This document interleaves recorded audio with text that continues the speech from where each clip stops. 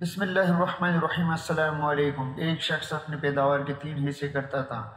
ایک حصہ اپنے کھانے اور بال بچوں کے کھانے کے لیے، ایک اللہ کی راہ میں خرچ کرنے کے لیے نکالتا اور ایک حصہ اپنے باغ کی دیکھ بھال کے لیے رکھتا۔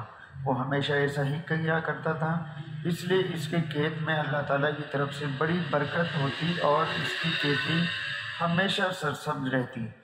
اگر کبھی اس کے باغ کو سیراب کرنے کے لیے پانی نہ رہتا تو بادل کئی اور برستے اور پانی ندی نالوں سے ہو کر اس کے ہاں آ جاتا۔ ایک مرتبہ کا واقعہ ہے کہ ایک آدمی جنگل میں سے جاتا رہا۔ اچانک اس کے کان میں آواز آئی کہ کوئی آدمی بادلوں سے کہہ رہا تھا کہ جاؤ اور فلاں کے باغ کو سیراب کر دو۔ بادلوں کو حکم دینے والے شخص نے باغ کے مالک کا نام بھی لیا۔ چنانچہ وہ بادل وہاں سے ہٹ کر ایک پتھریلی زمین پر خوب موسلادھار بارش برسائی۔ وہ پانی بہہ کر ایک نہر میں جا پہنچا اور نہر اس آدمی کے باغ میں آتی تھی۔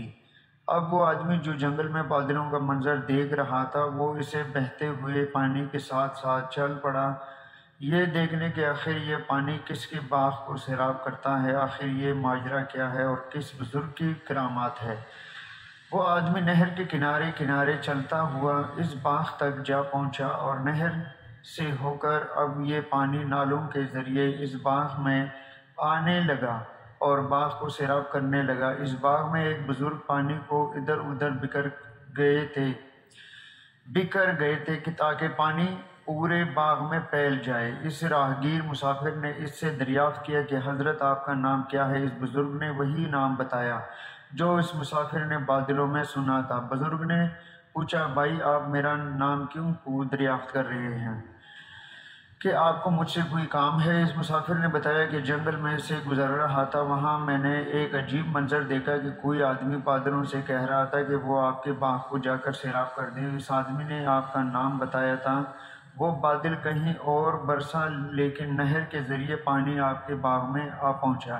یہ عجیب و غریب منظر دیکھ کر اس کی حقیقت جاننے کے لیے اس بہتے پانی کے ساتھ ساتھ چلتا آیا کہ دیکھوں کہ وہ کیسے بزرگ ہے جس پر یہ خاص نظر رحمت ہے۔ پھر اس مسافر نے پوچھا کہ حضرت آپ کیا کرتے ہیں کہ اس باغ کو سیراب کرنے کا غیبی انتظام ہو جاتا ہے؟ اس پر اس بزرگ نے بتایا کہ باغ میں سے کچھ پھول بھی ملتا ہے، میں اس کے 3 حصے کرتا ہوں، حصہ اپنی اولاد کے لیے، ایک حصہ اللہ تعالیٰ کی راہ میں خرچ کرتا ہوں اور ایک حصہ اپنے باغ کی دیکھ بھال کے لیے، اس لیے جب بھی میرے باغ کو پانی ضرورت ہوتی ہے جو قدرت کی طرف سے اس کا انتظام ہو جاتا ہے۔ عزیز دوستو، سچ ہے جو اپنی حلال کی کمائی کچھ حصہ اللہ کی راہ میں خرچ کرتے ہیں وہ کبھی رائے گا نہیں جاتا، بے شک اللہ بہتر بدلہ دینے والا ہے۔ سبحان اللہ۔ شکریہ۔